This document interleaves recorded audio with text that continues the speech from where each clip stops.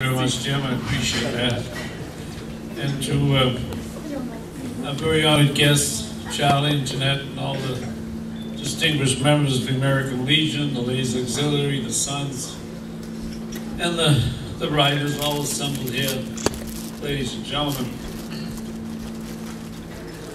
I come to this podium many times over the years endorsing candidates for office within the American Legion. And this afternoon, I'm very privileged to publicly endorse Charlie for Senior Vice Commander, and then the following year when he'll serve us as our Department Commander. He comes from District 6, which is my adopted district. That's where I live. From Suffolk County. And he's from an outstanding post, which other than the city clerk and Quincy and myself, no one else has a key to the building. That's outside of the post. I'm an honorary member of Morrisette Post, which I'm very proud to announce. But Charlie, you inspired me, and I say this very sincerely. In the American Legion today, we're looking for strong leadership.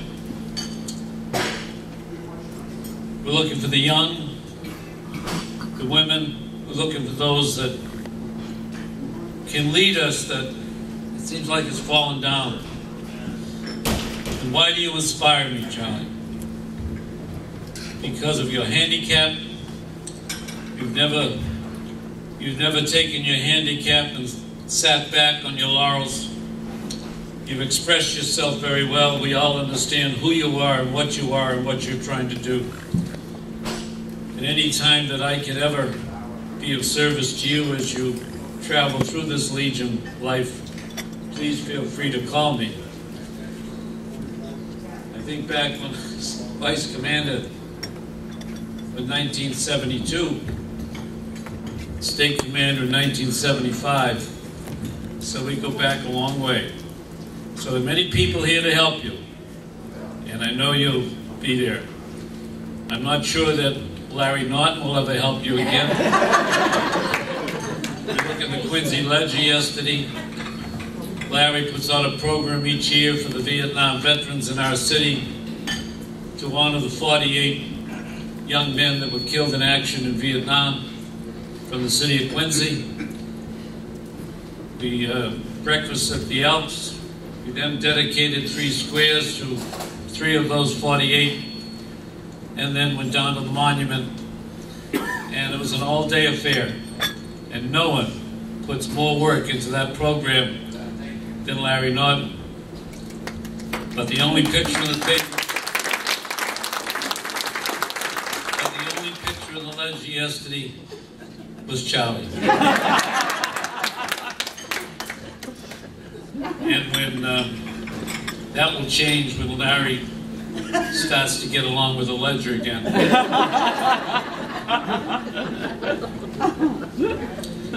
But ladies and gentlemen, I hope you'll bear with me with what I have to do now, because we have an election coming up on Tuesday, an election that's very important to this state where we elect the United States Senator. One of 100 individuals that work to support the veterans programs and everything that Charlie's about. Does us no good at all if we wear these caps and travel around the nation and speak, if we don't have the support of the Congress to support those young men and women returning from a very difficult conflict.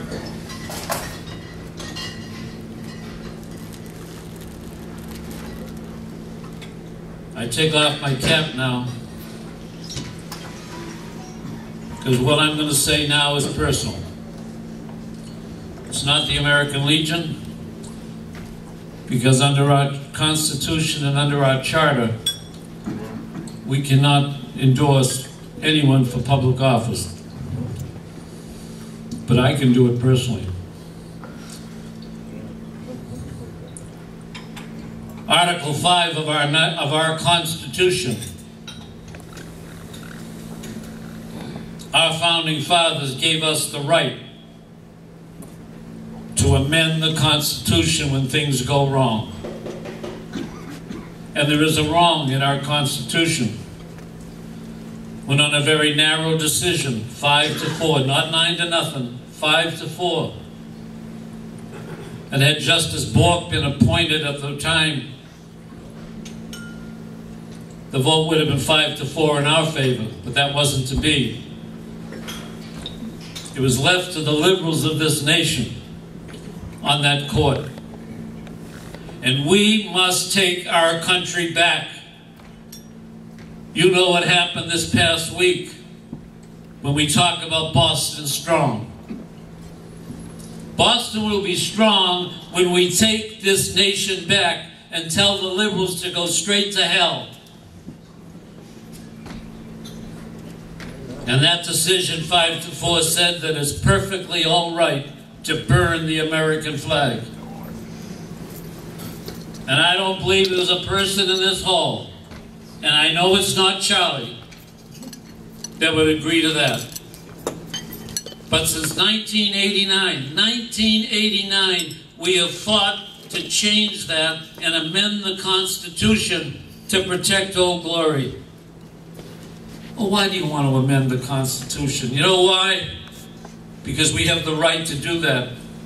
And if our founding fathers did not give us the right to amend the Constitution, women today would never have the right to vote.